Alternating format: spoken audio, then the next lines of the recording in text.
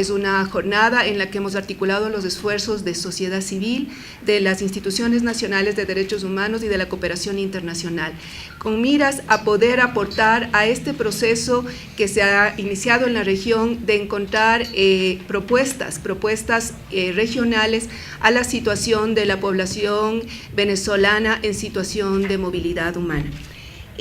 Yo voy a hacer lectura a una parte de la declaración conjunta que hemos emitido las instituciones nacionales de derechos humanos presentes en este foro, que ya han sido señaladas, son de Colombia, de Perú, México, Brasil y Ecuador, y Bolivia también. Estamos muy complacidos por el trabajo que se ha podido articular.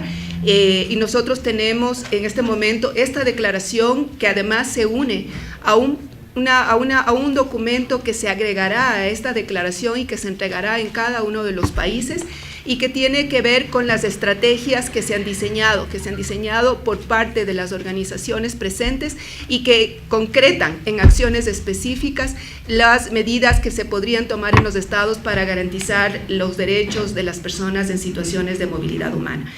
La declaración de las instituciones nacionales de derechos humanos tiene tres partes. La primera está dada por una serie de considerandos que lo que buscan es posicionar los estándares internacionales que existen en materia de protección de derechos humanos. La segunda parte es unos acuerdos a los que hemos llegado entre las instituciones nacionales de derechos humanos, y el tercero es las recomendaciones específicas que les estamos haciendo a los estados. Voy a dar lectura solamente a la parte de las recomendaciones a los estados, y a cada uno de ustedes será entregada la declaración ya de manera íntegra.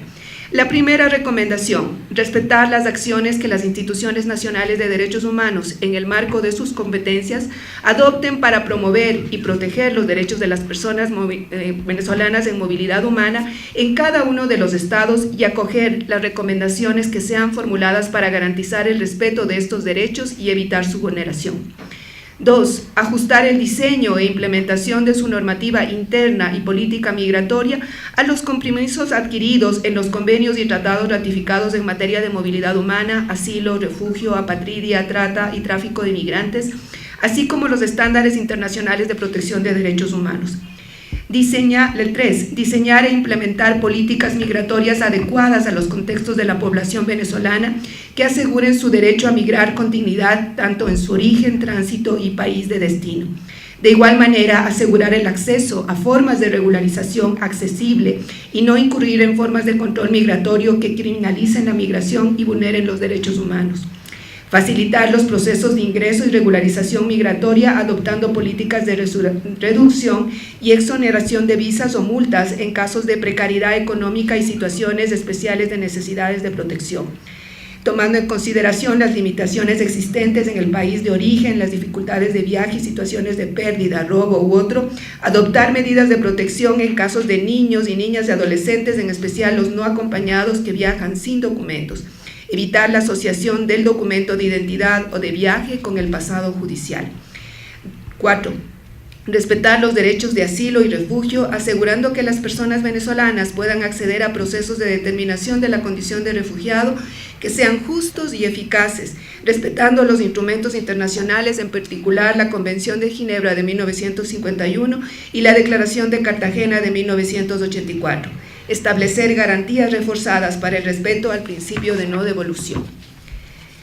5. Considerar la diversidad poblacional del flujo migratorio venezolano a fin de adoptar medidas de protección específicas dirigidas a niños, niñas y adolescentes, en particular los no acompañados, personas adultas mayores, personas con discapacidad, mujeres, grupos étnicos u otros que en contextos de movilidad pueden presentar condiciones de vulnerabilidad a sus derechos. 6. Adoptar medidas eficaces para prevenir que las personas venezolanas en movilidad humana sean víctimas de la trata de personas y el tráfico de migrantes. Hacer posible la identificación de las víctimas, garantizar su protección y atención adecuadas, evitar medidas restrictivas o de criminalización de la movilidad con fundamento en la prevención, investigación y sanción de la trata de personas y del tráfico ilícito de migrantes. 7. Implementar y apoyar acciones que promuevan la convivencia social y erradiquen toda forma de discriminación, en especial aquella contra las personas venezolanas en movilidad humana. 8. Diseñar e implementar políticas públicas que garanticen el ejercicio efectivo de los derechos a la educación, salud, trabajo y seguridad social en igualdad de condiciones entre nacionales y no nacionales, adoptando medidas para evitar toda forma de exclusión, restricción, explotación o abuso.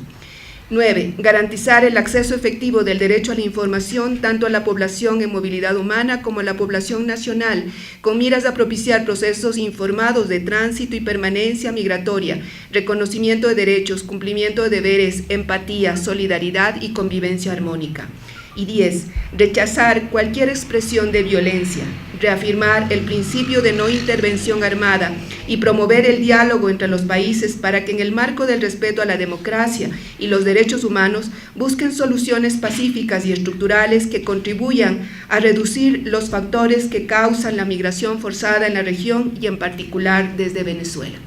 Estas son las recomendaciones específicas que hacemos a los países y que vamos a justamente entregar a cada uno de ellos para que puedan orientar su trabajo y también para la relación que podemos mantener entre las instituciones nacionales de derechos humanos y cada una de las instancias correspondientes en los estados que tienen que ver con las materias de migración, de seguridad social, de trabajo, de salud. Entonces, esto será un espacio ya más coordinado y estratégico para justamente posicionar estas recomendaciones conjuntamente con el documento ya técnico que se entregará y que hará parte y que se adjuntará a esta declaración. Sino que venimos trabajando precisamente en el tema de todas las personas en el contexto de la migración en Latinoamérica. Quiero recordar con ustedes que hay una declaración de la Ciudad de México, así llamada de la Ciudad de México, donde los ombudsperson nos pronunciamos sobre esta preocupación legítima de ver donde haya procesos de migración, atender de manera articulada, que es una de las cosas que yo quisiera destacar, que tuvo este encuentro en el marco de este evento con sociedad civil, con la cooperación internacional. Creo que es la suma de esfuerzos para que desde el ámbito de los ombudsperson exijamos a nuestros gobiernos el cumplimiento de las normativas nacionales e internacionales bajo estos estándares que estamos planteando. Si uno revisa y está en la página de los ombudsperson, la Declaración de México aborda la temática de manera integral para los distintos países. Pero claro, estamos entendiendo lo que está aconteciendo en esta región andina en estos momentos, y de la cual dirán por qué México está aquí presente, porque quisimos compartir la experiencia que tenemos en México, una experiencia que lo hemos dicho, que también enfrentamos como país de origen, de tránsito, de destino y de repatriación, pero también porque el flujo migratorio, y cito un ejemplo que ayer lo decía, que se ha dado es en 2013 una solicitud de refugio en México. El año pasado poco más de 4,000 solicitudes de refugio. ¿Y qué queremos hacer a partir de esto también? Que estas políticas se apliquen también para nuestro país. Entonces, es un esfuerzo que se suma a otros y que seguiremos actuando los ombudsperson en el ámbito de nuestras atribuciones, pero destacar qué bueno que los ombudsperson tenemos la capacidad de articularnos para dar una respuesta que ayude desde una perspectiva de entender a la migración, al migrante, primero como persona con dignidad y derechos. Rechazar precisamente los discursos que conlleven a discursos xenofóbicos, racistas o sustentados en un discurso de odio. Creo que ha quedado manifiesto en lo expuesto que dentro de la vulnerabilidad que enfrentan, las condiciones de vulnerabilidad, las personas en movilidad humana, se hace énfasis en los grupos todavía que dentro de esas condiciones todavía son más vulnerables, como las niñas y niños, y ahí nos pusimos de acuerdo para articular esfuerzos regionales sobre protocolos de actuación o de mujeres. Entonces, creo que ¿cómo vamos a llevar esto a cabo en nuestros países? Cumpliendo la labor que tenemos de contrapesos a nuestros gobiernos, de monitores de que cumplan lo que se han comprometido en el extranjero. Recordemos que hay una política de corresponsabilidad de las naciones y el tema de movilidad humana conlleva eso, una corresponsabilidad entre las naciones. Qué bueno que los ombudsperson estamos dando el ejemplo de articulación. Una palabrita. No, dale. Adelante. Ok. El problema no es Venezuela, es que esta reunión es para hablar de los derechos humanos. Hoy es Venezuela, mañana podrá ser alguien más, otro país más. Ya se habla de una movilidad muy grande también en Nicaragua. Pero ¿qué hemos logrado hoy? La unión. Tenemos que trabajar cancillerías, trabajar los defensores públicos y la sociedad civil, porque eso es lo que nos va a permitir tener una opción para los ciudadanos venezolanos. También hemos dicho que no podemos cerrar fronteras cuando otros las tenemos abiertas, porque el problema se puede complicar.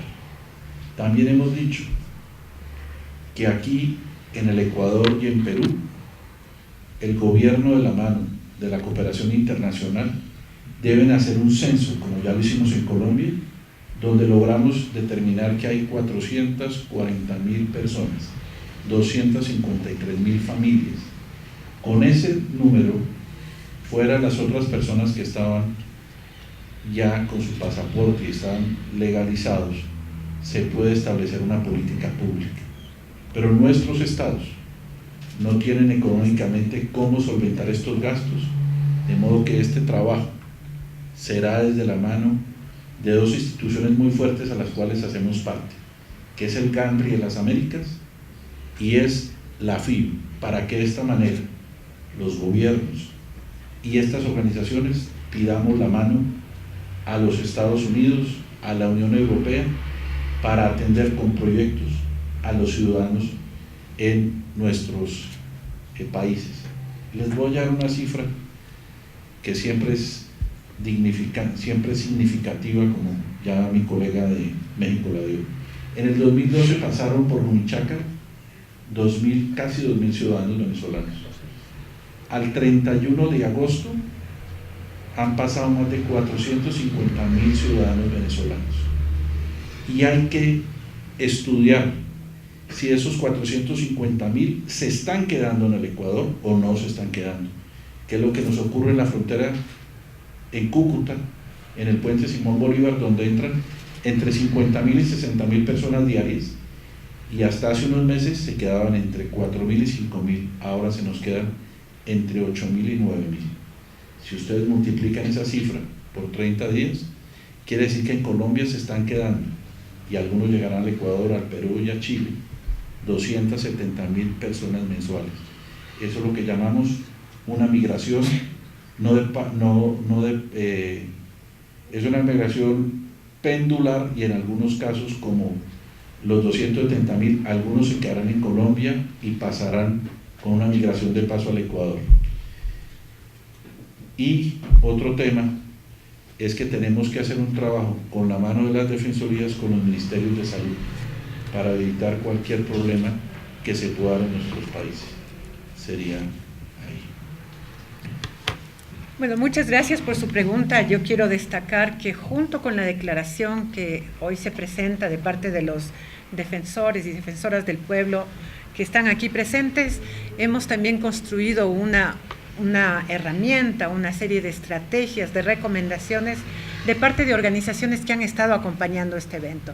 Son organizaciones de sociedad civil que trabajan directamente con los migrantes, organizaciones de la cooperación internacional, organizaciones del sistema de Naciones Unidas.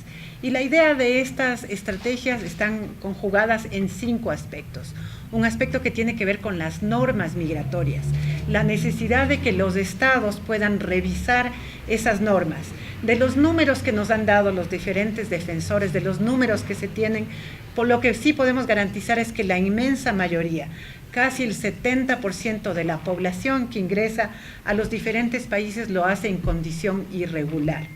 Y el estar en condición irregular le empuja a una condición muy vulnerable, no le permite acceder al empleo digno, a condiciones de vivienda, a la salud, a servicios de educación, y también le hace víctima propicia para redes de trata y de tráfico.